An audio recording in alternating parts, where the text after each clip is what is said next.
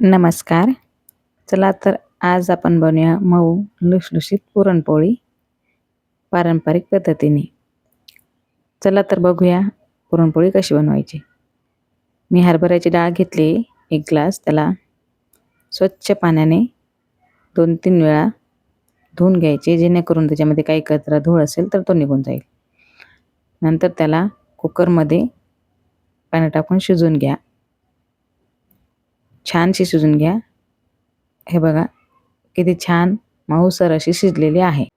तुम्हाला दिसत असेल किती छान डाळ शिजलेली आहे बघा.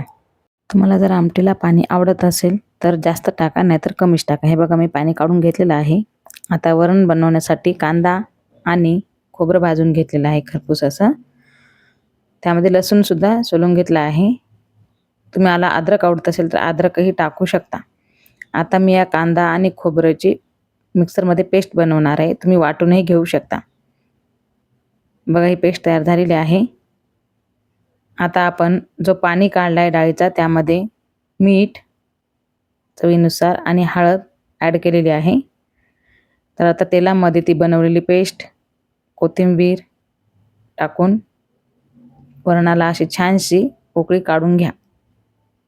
तुम्हाला जर काही मसाले ॲड करायचे असतील तर तुम्ही तेही टाकू शकता. बघा किती छान आपलं वरण तयार झालेलं आहे.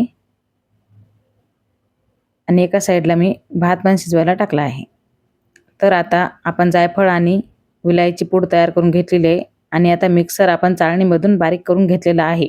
तुम्ही पाट्यावरही वाटू शकता किंवा पुरणयंत्राने वाटू शकता. आता बघा मी एका पातेल्यात वाटलेली डाळ घेतलेली. 1 ग्लास डाळ असेल तर 1 ग्लास साखर घ्या. तुमच्या आवडीनुसार साखर तुम्ही वाढवूही शकता.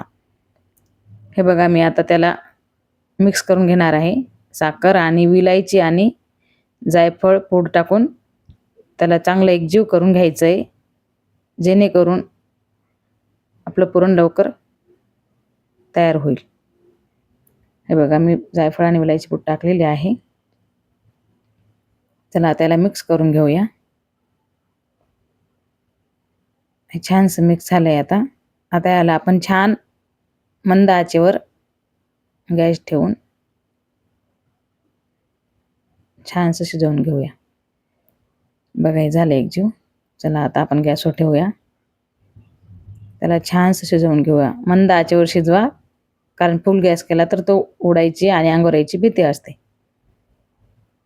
हे बघा किती छानसं दिसतंय. तुम्ही याच्यामध्ये शिजताना डाळ शिजताना हळदही टाकू शकता, ज्याने कलर पिवळा येईल. मला नाही आवडत म्हणून मी नाही टाकली. जायफळ आणि विलायची पूडमुळे छान सुगंध येतो आणि टेस्टही छान लागते पुरणाची. चला आता आपलं पुरण तयार आहे. आता आपण पीठ मळून घेऊया. पिठामध्ये थोडंसं मीठ पण टाकायचं आहे, जेणेकरून चव चांगली येईल. याचा मऊसर असा आटा तयार करून घ्यावा आपण.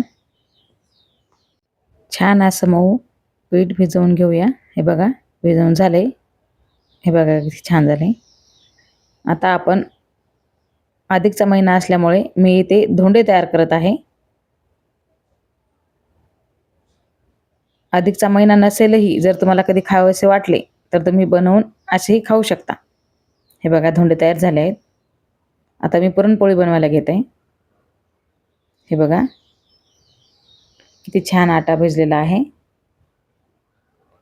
आता आपण पुरणपोळी तयार करूया. सारण छान भरलं की पुरणपोळी फुटत नाही. हे बघा आता सारण भरून झाले.